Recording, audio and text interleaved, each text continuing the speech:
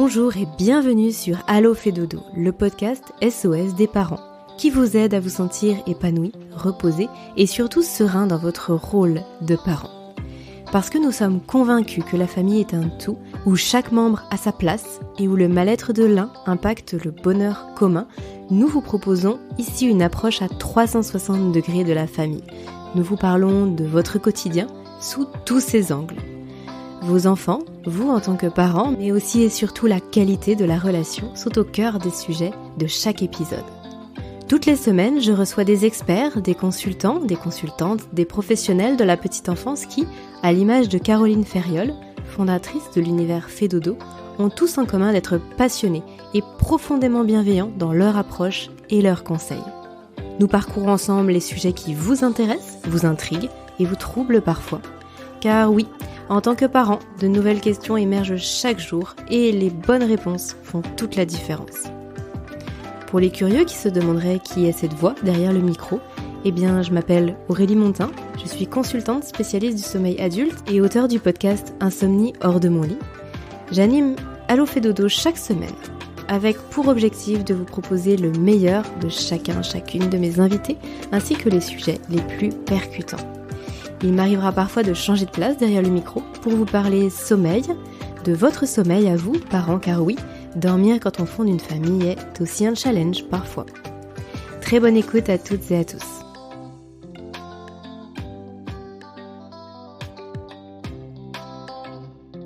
Bonjour Myriam. Bonjour Aurélie. Bienvenue sur ce nouvel épisode d'Allo fait dodo. Myriam Alexis, tu es diététicienne nutritionniste depuis plus de 20 ans.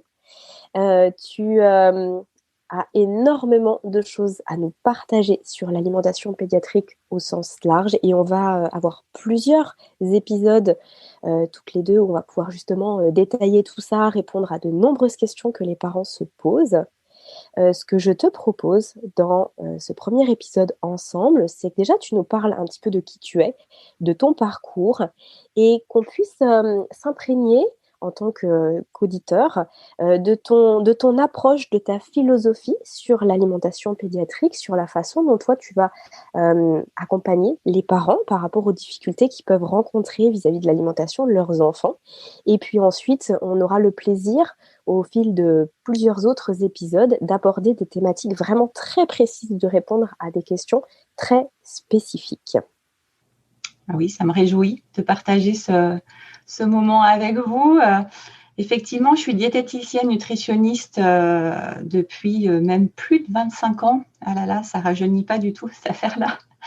Ce qui me permet d'avoir quand même un petit recul sur la pratique de la nutrition et mon parcours, en fait, c'est un parcours peu conventionnel qui fait que, d'une manière générale, je ne suis pas quelqu'un de rectiligne et ça me va bien.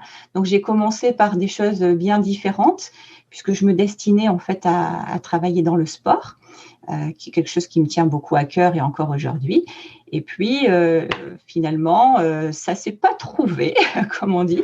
Ça ne s'est pas concrétisé et j'ai basculé dans le monde de la diététique, on va dire généraliste, à l'issue de ce parcours un peu chaotique, qui fait que je ne suis pas tombée presque dessus par hasard, mais pas loin. Donc, l'alimentation, en fait, avec le recul, parce que c'est toujours avec le recul qu'on peut se dire ça a toujours fait partie de quelque chose d'ultra simple pour moi, parce que je suis issue du milieu agricole déjà, et mes grands-parents m'ont transmis des bases extrêmement, j'allais dire, simple. J'ai toujours mangé de manière extrêmement non industrialisée, les produits de la ferme, les produits de la terre, qui font que l'alimentation, pour moi, n'a jamais vraiment été un problème. Et cette base, au final, me sert vraiment au quotidien dans ma pratique de diététicienne. Alors après, une fois que j'ai fait le tour des études de la diététique, je me suis dit, mais en fait, soit il y a une erreur de casting, soit c'est pas fait pour moi.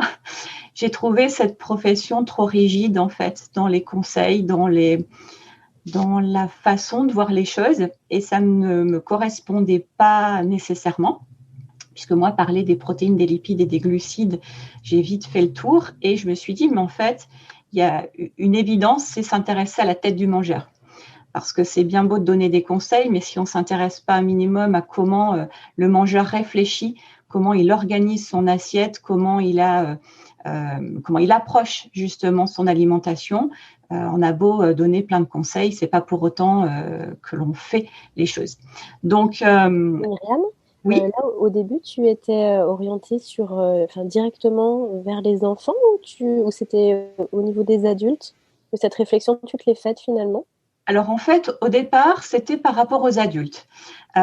Parce que quand j'ai commencé mon métier, j'ai d'abord expérimenté la diététique adulte, mais rapidement, j'ai trouvé là aussi la limite. C'est-à-dire que la diététique adulte, on est déjà dans le dur presque, hein. Il y a des habitudes qui sont positionnées, on a des pathologies qui sont arrivées et on est vraiment dans le curatif, pas du tout dans le préventif en fait. Et ça m'a aussi dérangée parce que j'aime avoir des visions un peu plus lointaines. Et du coup, la pédiatrie m'a tendu les bras à ce moment-là. Je me suis dit, mais s'il y a bien un moment où il faut se poser des bonnes questions, ou en tout cas arriver à avoir un chemin nutritionnel plus pertinent, c'est le début de la vie, en fait. Qui dit début de la vie, on peut penser pédiatrie, mais du coup, il y a aussi le ventre de la maman qui est quand même très intéressant à regarder. Et donc, l'alimentation de la maman pendant la période de grossesse. Et cette période de grossesse, finalement, est inclue dans la pédiatrie. Donc, je suis… Voilà, vraiment la vision dès le départ et même encore aujourd'hui, j'allais dire d'autant plus aujourd'hui, je m'intéresse aux 1000 jours en fait depuis déjà fort longtemps et on sait, hein, il y a pas mal d'études qui montrent que l'alimentation avant grossesse a aussi son importance. Donc en fait on fait une boucle. On est un enfant, on grandit, nous-mêmes faisons des enfants avec une alimentation qui impacte le futur enfant et la boucle est bouclée. Donc finalement, cette façon de voir les choses sous forme de boucle avec la nutrition qui est au cœur du système au final et le rapport à l'autre, c'est des choses qui me passionnent absolument. La tête du mangeur, c'est quand même ma passion absolue. Et la tête du petit mangeur me fait vraiment, vraiment, vraiment vibrer. Donc c'est pour ça que… Alors justement, voilà, parle-nous-en de la tête du petit mangeur. Voilà, la tête… Tu voulais dire quand je t'ai coupée, excuse-moi. Non, je t'en prie, Aurélie, c'est moi qui suis bavarde. La tête du petit mangeur, en fait, c'est quelque chose qui me passionne dans sa complexité, en fait. Parce que quand on regarde un bébé fonctionner, souvent on a pas mal de réponses en fait en face de nous, sauf qu'on ne regarde pas assez les bébés déjà d'une part, et puis les messages qu'il essaye de nous envoyer, on n'a pas vraiment trop le mode d'emploi quand on devient parent, et cette complexité au final fait que on peut avoir des réponses totalement adaptées ou alors inadaptées à la situation.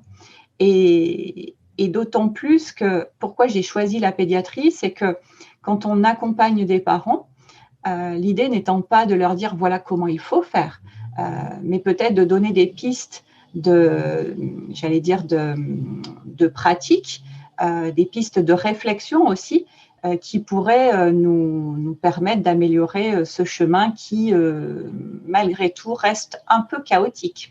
On a beau vouloir très fort que ça se passe bien, il y a quand même des moments où c'est un peu moins fluide. Hein.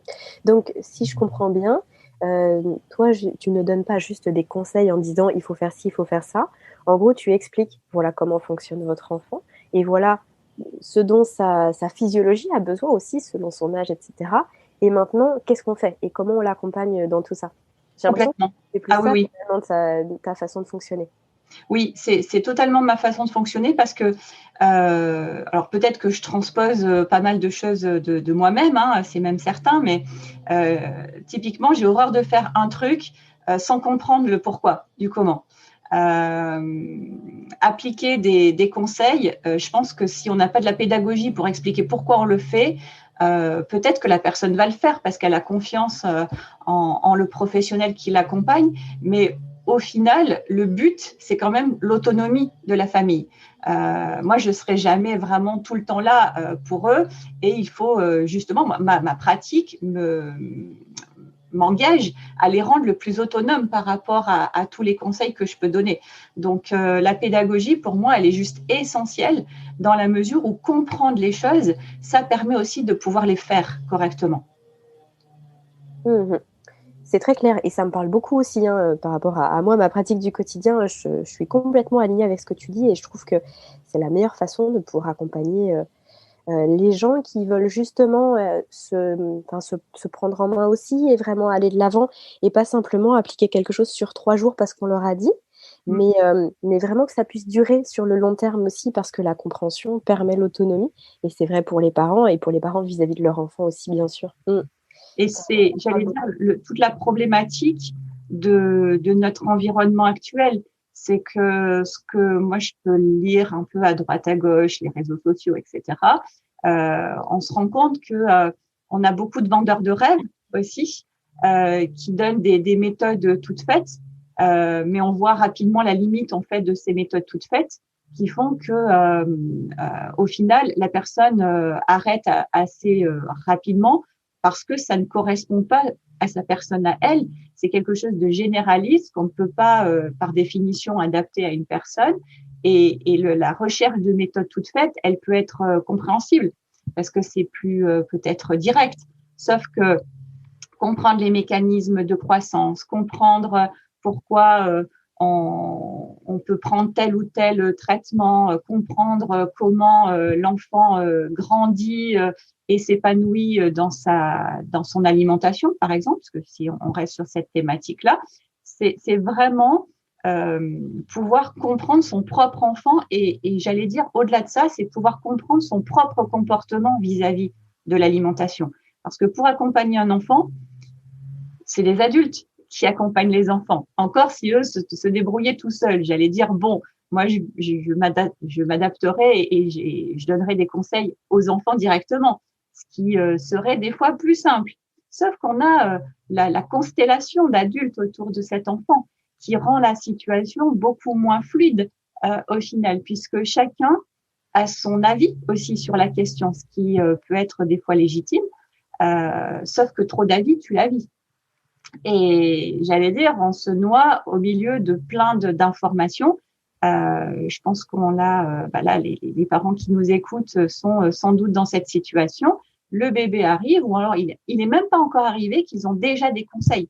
Alors c'est souvent en toute bienveillance, c'est pas pour noyer le poisson, mais tous ces conseils, au final, viennent se mettre dans une espèce de nébuleuse de tout un tas de trucs, je vais dire ça comme ça, qui font que les messages peuvent être brouillés. Trop d'infos tue l'info. J'aime beaucoup cette expression parce qu'elle est vraiment très, très réaliste en termes de nutrition. Et au bout d'un moment, on patauge. Voilà, tout simplement, on patauge. Comment faire? Alors, si en plus, on a un souci avec son bébé à ce moment-là, les conseils arrivent encore plus nombreux de toutes parts. On va aller chercher aussi des références. Et ce qui, encore une fois, j'insiste, c'est légitime d'aller chercher des solutions. Mais quelle solution on va trouver? Et est-ce que c'est vraiment, j'allais dire, approprié à notre situation en particulier? Et j'aime beaucoup, Myriam, justement, le point que tu évoquais il y a juste quelques minutes en arrière, à savoir qu'effectivement, il y a la composante parent dans l'équation. Et c'est vrai, quand tu parlais justement de comprendre, que toi, tu cherches vraiment à expliquer et à rendre les familles les plus dans la compréhension, à transmettre beaucoup d'informations et du coup à permettre l'autonomie, ça permet aussi aux parents de comprendre beaucoup de choses par rapport à eux et du coup, ça peut aussi faire un éveil, que ce soit vis-à-vis de leur pratique alimentaire et justement pour leur enfant. Et ça, c'est vrai qu'on l'avait un petit peu évoqué aussi toutes les deux lorsqu'on a préparé tous ces échanges-là. Et je trouve que c'est un point qui est très important. Oui, parce que l'habitude familiale, en fait, dans notre alimentation, notre chemin alimentaire, il nous est particulier. Forcément, chaque personne a un chemin alimentaire qui lui est propre. Et à la mise en couple, c'est finalement deux chemins alimentaires qui se mettent ensemble. Alors, on a des petits arrangements entre amis à ce moment-là qui font que des habitudes alimentaires de l'un viennent se coller aux habitudes alimentaires de l'autre. Et puis, il y a une nouvelle nébuleuse qui commence à arriver. Et puis, quand il y a l'enfant qui arrive dans cette nébuleuse qui a peut-être quelques mois, quelques années de vie, j'allais dire, quand l'enfant arrive, on se retrouve quelquefois aussi à avoir une pression, c'est pas quelquefois, je pense que c'est tout le temps, à avoir une pression de parents parfaits vis-à-vis de l'alimentation, qu'est-ce qui serait le meilleur pour mon enfant, etc. Ce qui est encore une fois légitime. Mais comme on est assommé finalement de beaucoup de choses à cette période-là, on peut se rétracter vers une maîtrise de sa propre alimentation qui peut être un petit peu déstabilisée, mais on va revenir vers quelque chose que l'on connaît bien. Et dans la mise en place des habitudes alimentaires familiales et de l'enfant, du coup, qui va arriver dans cette nébuleuse, on peut avoir des dérapages nutritionnels assez rapides dans la mesure où chaque adulte va projeter aussi sur son propre enfant ses peurs alimentaires, ses envies, ses goûts, ses dégoûts aussi. Moi, j'ai jamais aimé les brocolis, mon enfant ne les aimera jamais. Tout ça fait qu'on projette aussi sur cet enfant pas mal de choses, aussi bien du positif que du négatif. Et moi, mon métier est un petit peu plus simple que la vision des parents, c'est que moi, j'ai une vision extérieure à la situation. Et c'est tout l'avantage d'avoir cette situation extérieure qui permet de finalement donner un petit peu de recul à la situation, surtout quand elle se complexifie, parce que finalement, quand on fait appel à moi, c'est que la situation s'est complexifiée. Et surtout, de décaler en fait le prisme du regard du parent sur l'alimentation de son enfant. Et non plus d'être à travers ses yeux de parent, tête dans le guidon, on n'y arrive plus, on est submergé par tout un tas de choses. Moi, l'idée étant de les décaler de tout ça, d'expliquer le pourquoi du comment, dans la mesure où j'arrive à expliquer. Et puis, vraiment, j'insiste sur le fait de décaler la vision. Ce qui permet de prendre un minimum de recul sur une situation extrêmement complexe et surtout douloureuse et difficile finalement. Parce que quand on a des difficultés alimentaires avec son enfant, l'acte alimentaire, c'est quand même un acte nourricier de base, de parentalité, d'humain, de tout un tas de choses qui font que au final, ça devient rapidement douloureux et complexe. Donc, tu nous as dit, toi, que tu pouvais accompagner du coup les femmes enceintes et puis ensuite, bien sûr, pour les enfants, les tout petits. Est-ce que tu peux nous dire à peu près à partir de quel âge tu vas venir accompagner les familles qui ont des enfants et jusqu'à quel âge tu peux suivre les enfants? Qu'est-ce qu'on appelle finalement alimentation pédiatrique? Ça va jusqu'à quel âge? Alors, c'est une bonne question. C'est la question qu'on me pose le plus souvent, je crois. Merci Aurélie. Et ma réponse, elle est difficile en fait, parce que à quel moment on n'est plus des enfants au final? Est-ce que c'est un âge légal de 18 ans? Est-ce que c'est un âge physiologique quand on a arrêté sa croissance et que finalement on est dans la phase de stabilisation d'adulte? Est-ce que c'est la maturation psychologique? Moi, je connais des grands enfants de 50 ans, par exemple, autour de moi. Quel est l'âge de la pédiatrie? Alors, si on prend l'âge hospitalier, quand j'étais hospitalière, c'était 16 ans 3/4. Alors, ne me demande pas pourquoi les 3/4, je ne sais pas. J'ai posé la question, on n'a pas su me répondre.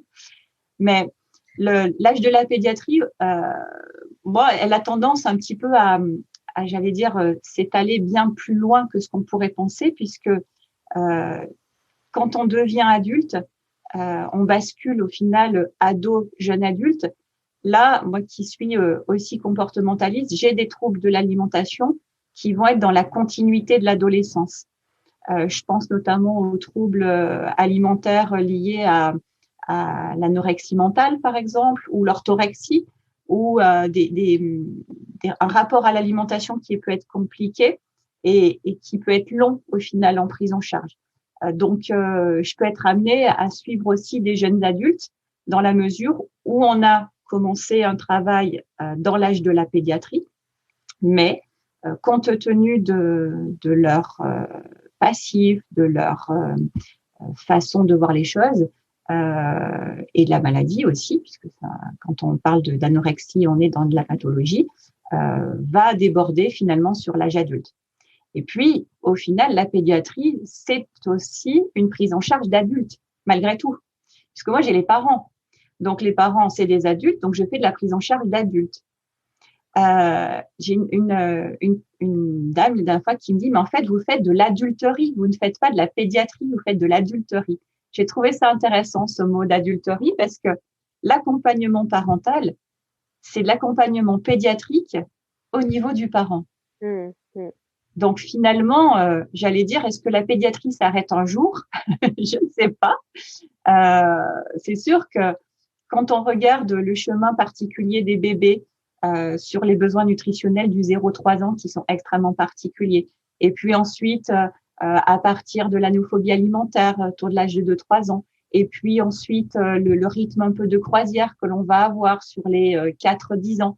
Et puis, on arrive de nouveau dans une période un peu particulière qui est l'adolescence, où on va avoir des déstabilisations nutritionnelles, des déstabilisations, une construction qui est en train de se mettre en place, et on est loin d'être terminé à l'adolescence.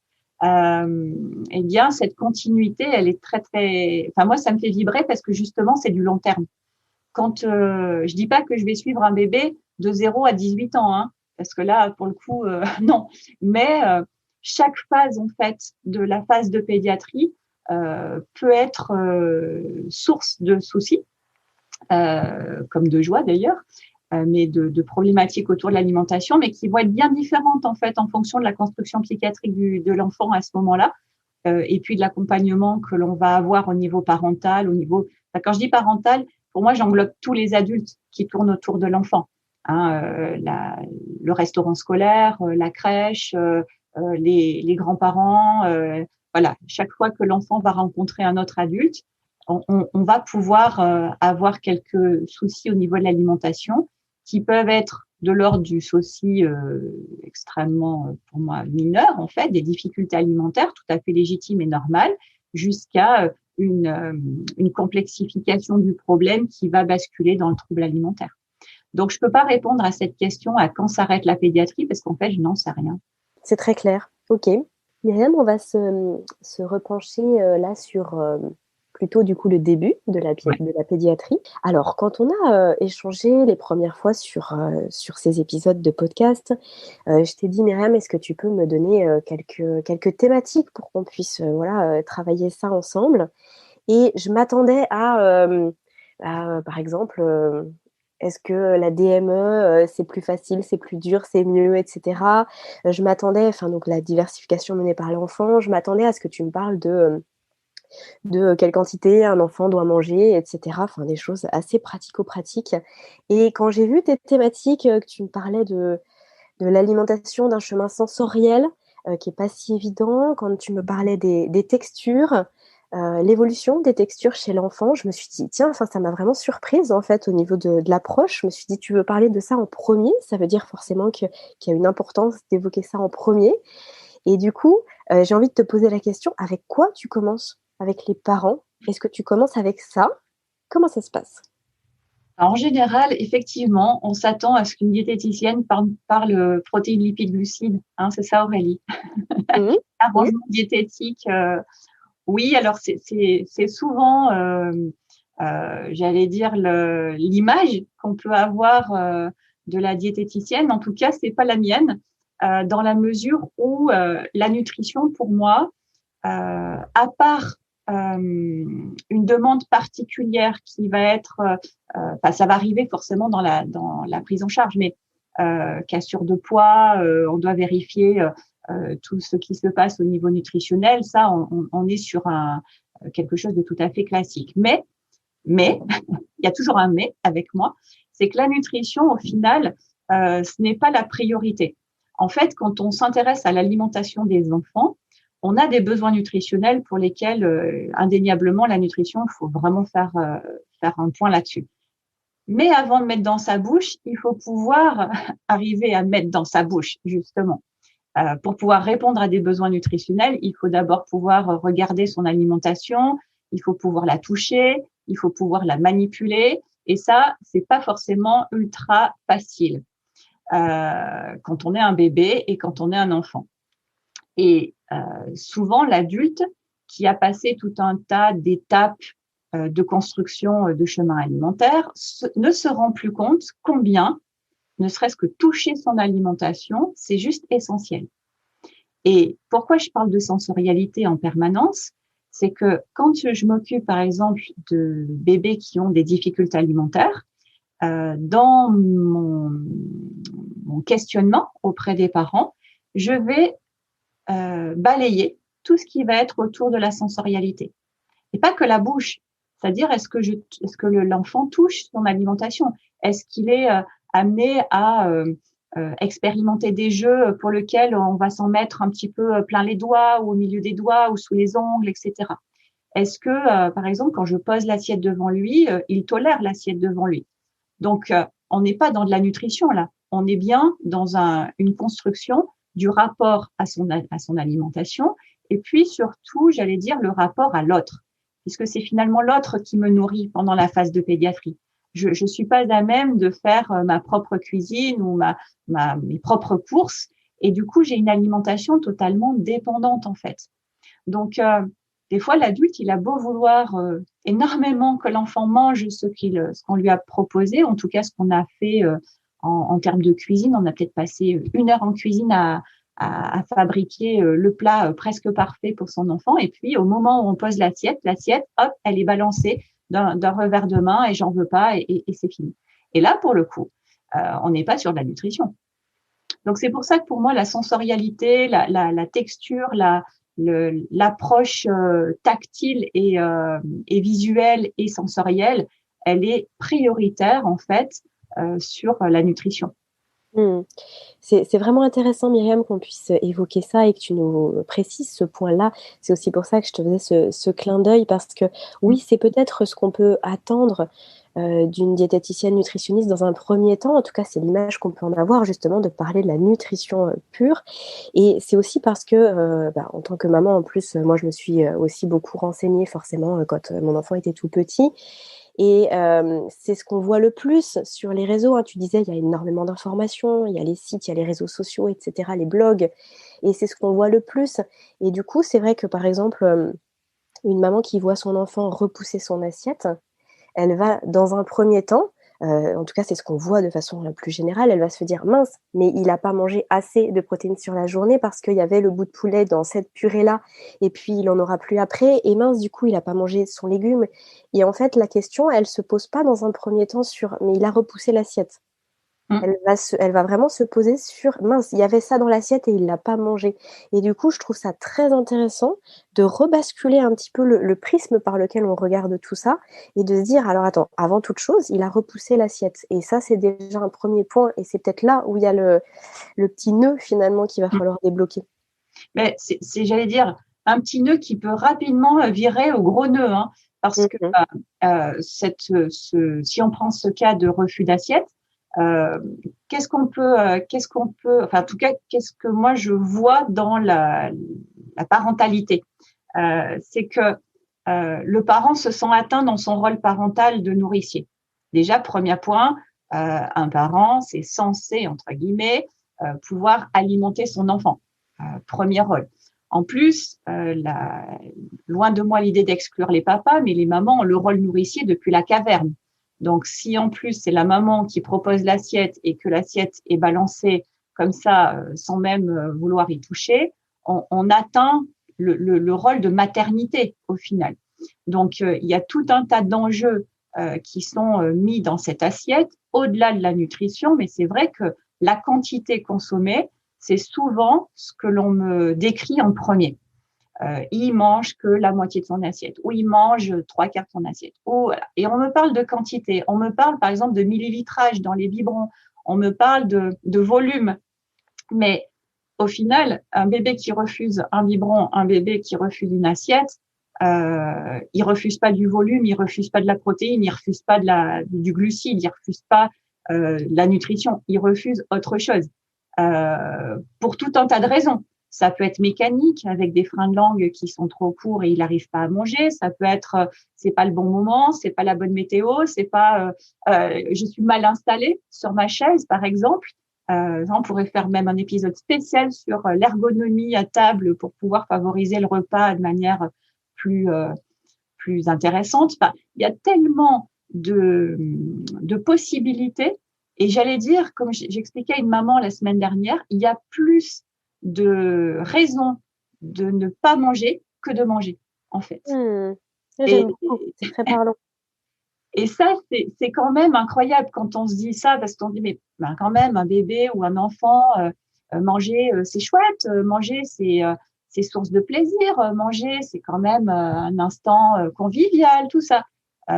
Celui qui a dit ça, il me décrit sa situation en lui, en fait. Pour moi, c'est un plaisir, pour moi, c'est convivial, pour moi, ça me fait partager un instant avec mes proches ou avec des amis, ou on l'a bien vu pendant le confinement. Le membre, les apéros Messenger se sont mis en place assez rapidement. Donc, ça veut dire que on n'est pas sur un instant nutritionnel, on est bien sur un instant social dans lequel on partage un moment avec un truc au milieu à manger ou à boire. Donc, au final, refuser de l'alimentation ou en tout cas avoir un rapport difficile à son alimentation chez l'enfant, sachant que c'est un chemin de découverte H24, contrairement à l'adulte qui a déjà une stabilité au niveau de son alimentation, ne parler que nutrition, ça serait occulter tout un tas d'autres choses à côté. Donc moi, je ne peux pas parler que nutrition. Pour moi, c'est juste impossible en fait. Alors Myriam, on a déjà fait j'ai envie de dire un petit teaser finalement sur certaines thématiques là qu'on va évoquer prochainement toutes les deux. Est-ce que tu pourrais, pour conclure cet épisode aujourd'hui, où vraiment c'était important de poser les bases et puis vraiment d'évoquer ton approche de la nutrition pour bien comprendre tout l'enjeu finalement de cette alimentation, qu'on dit alimentation pédiatrique. Est-ce que tu pourrais nous parler justement des accompagnements, toi, que tu proposes? Comment ça se passe? Comment les parents te contactent? Combien de fois tu vois les enfants? Est-ce que ce sont des accompagnements qui durent sur plusieurs semaines? Ce sont des consultations? Est-ce que tu peux nous expliquer tout ça? Et puis ensuite, on te retrouvera dans un prochain épisode pour vraiment là parler de choses très concrètes et aller dans le fond de chaque sujet qu'on va aborder ensemble et donner des solutions pour les parents.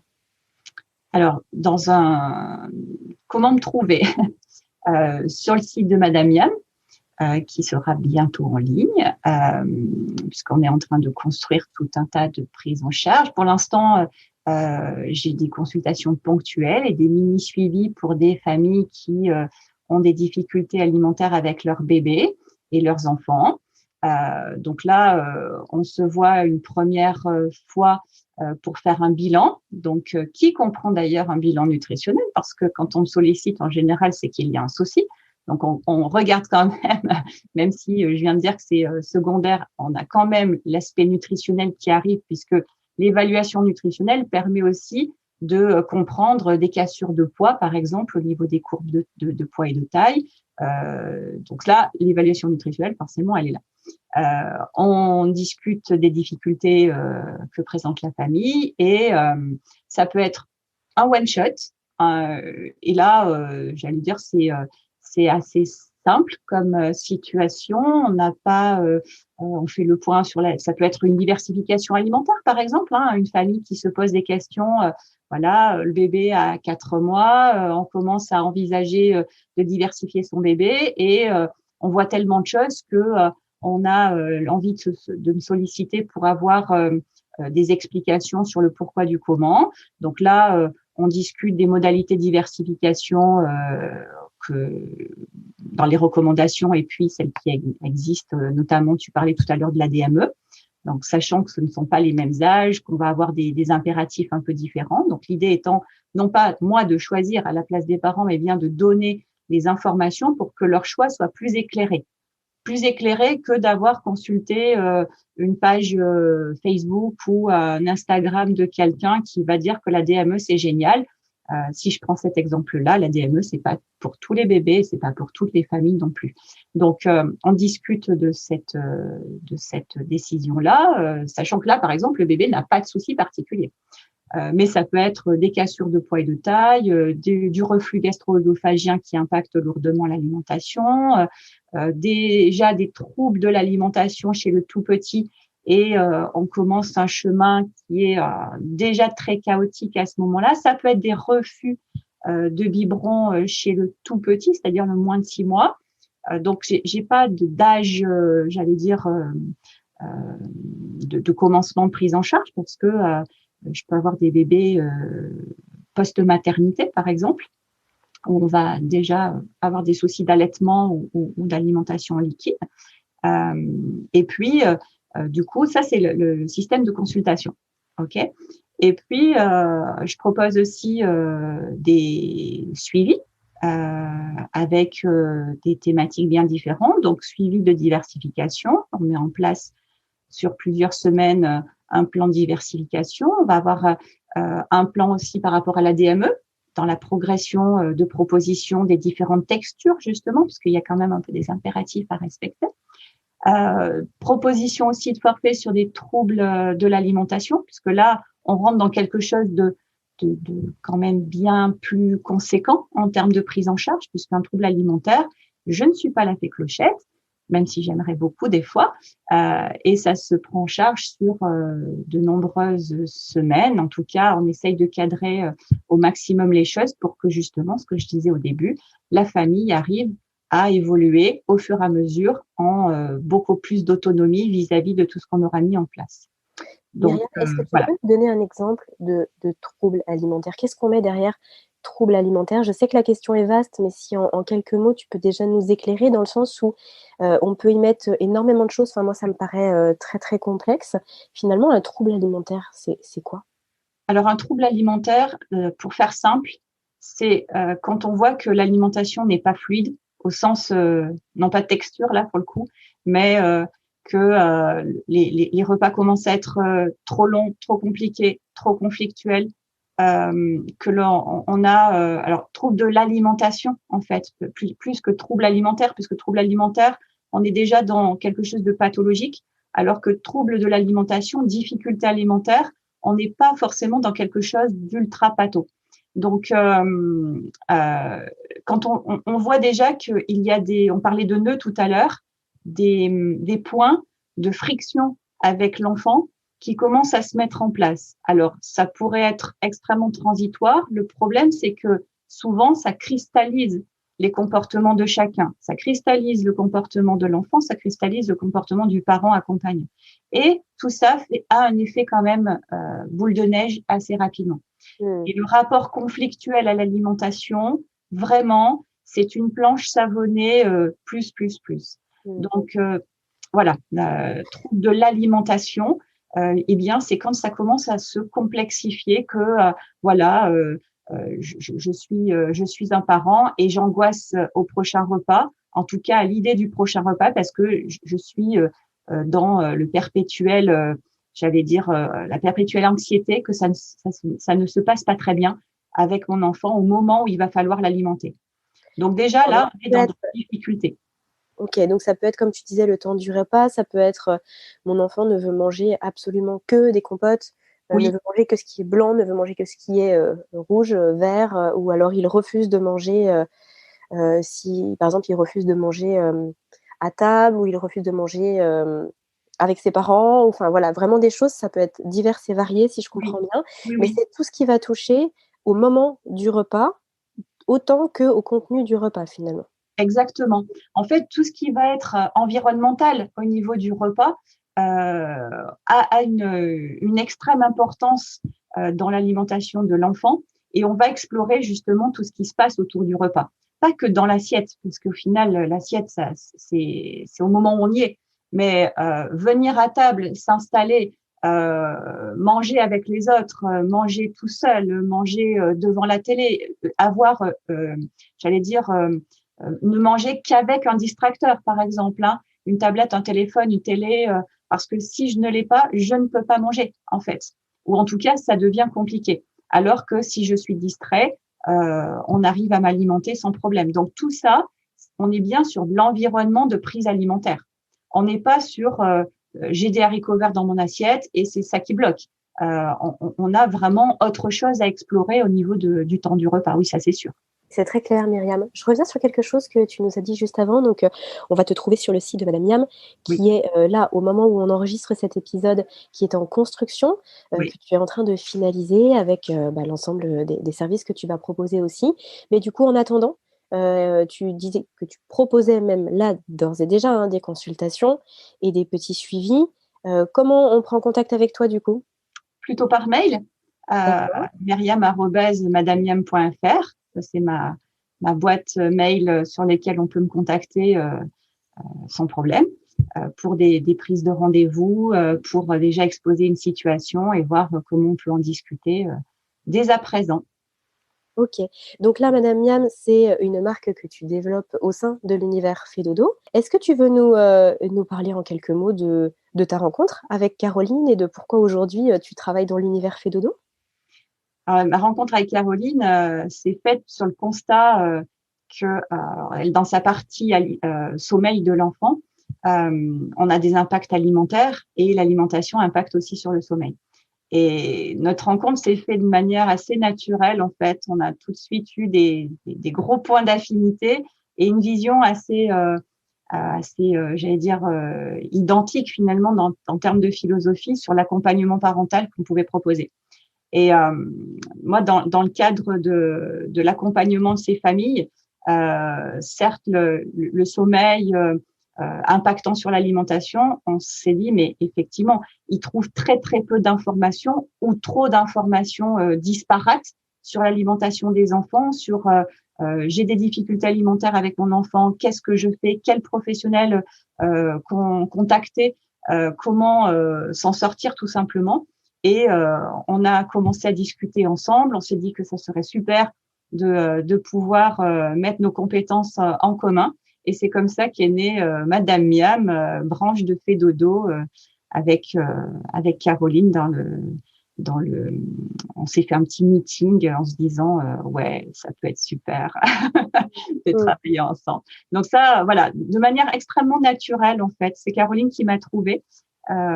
Et je suis extrêmement ravie qu'elle m'ait trouvée parce que je trouve que tout ce qui est proposé aux familles, ça permet vraiment d'avoir une vision beaucoup plus, j'allais dire, claire de ce qui est pertinent, en tout cas, pour accompagner son enfant.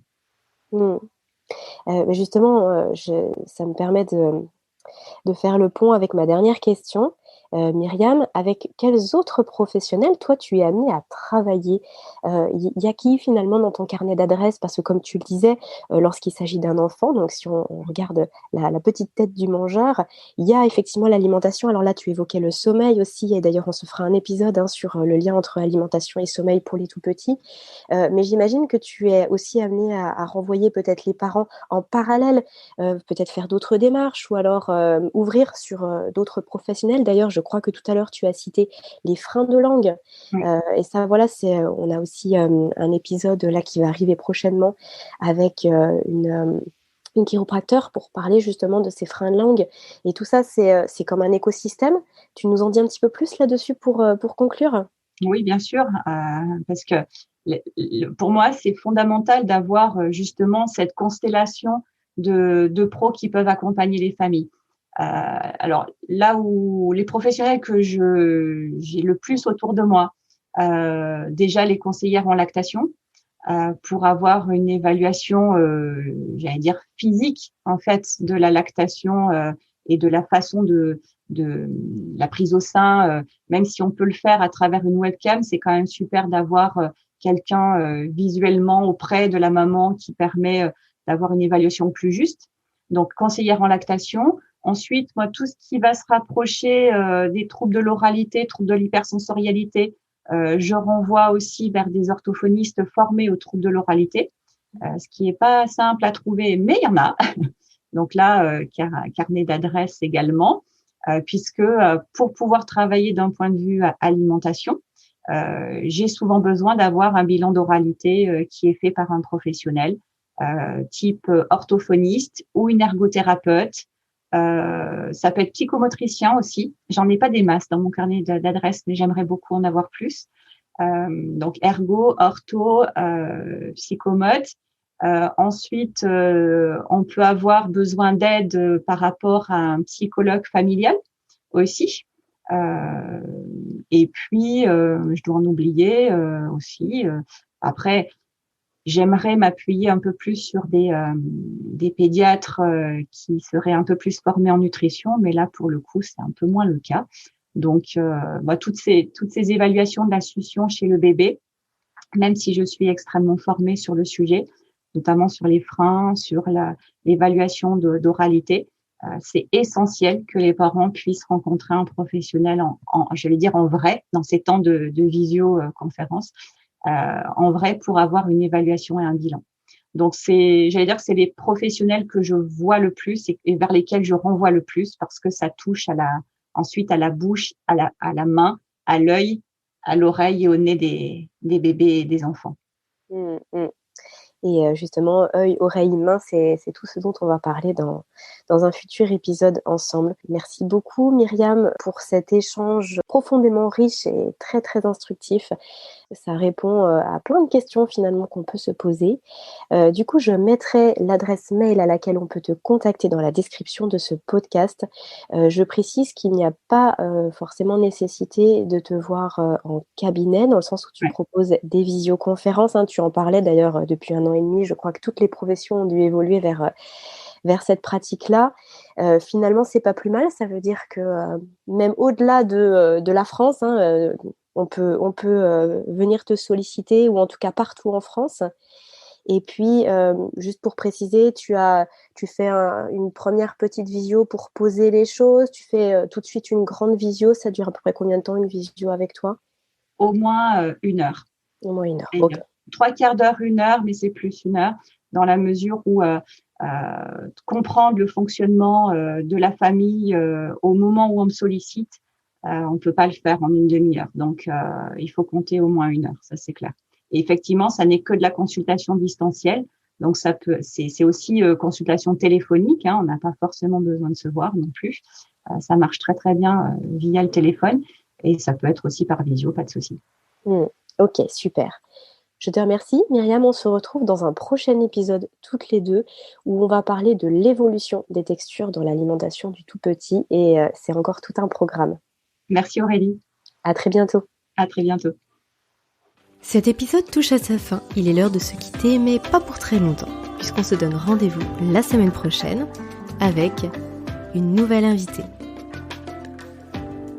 Des questions sur le sommeil de votre enfant ou sur le vôtre en tant que parent, des interrogations plus largement sur le domaine de la petite enfance, je vous invite à solliciter directement un rendez-vous gratuit avec une consultante de l'univers Fedodo sur fedodo.fr. À très bientôt sur Allo Fedodo et prenez bien soin de vous.